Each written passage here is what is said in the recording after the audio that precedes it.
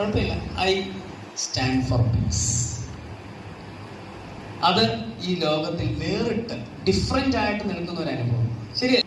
ആപ്കാ radio ബജാവ്, I am at piece.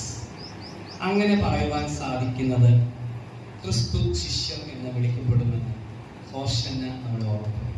സമാധാനം സന്ദേശ യാത്രയാണ് ഹോശന്നയുടെ. അവസാനമായിട്ട് ഒരു കാര്യം, ഏതവസ്ഥയിലും ശുദ്ധീകരണം എന്നും ആയിരിക്കണം എന്നുള്ളത്. ശുദ്ധിയുടെ അനുഭവം, വിശുദ്ധിയുടെ അനുഭവത്തിൽ നാം ആയിരിക്കേണ്ടുന്ന ആഹ്വാനം നൽകുന്നതാണ് ഹോശന്നയുടെ ആഘോഷവും അതിന്റെ പൊരുൾ എന്നും പറയുന്നത്. ഇത് നിലനിന്നിരുന്ന സമയത്താണ് യേശു രാജാവ് കഴുതപ്പുറത്ത് അങ്ങോട്ട് വരുമ്പോൾ എന്താ സംഭവിക്കുന്നറിയോ?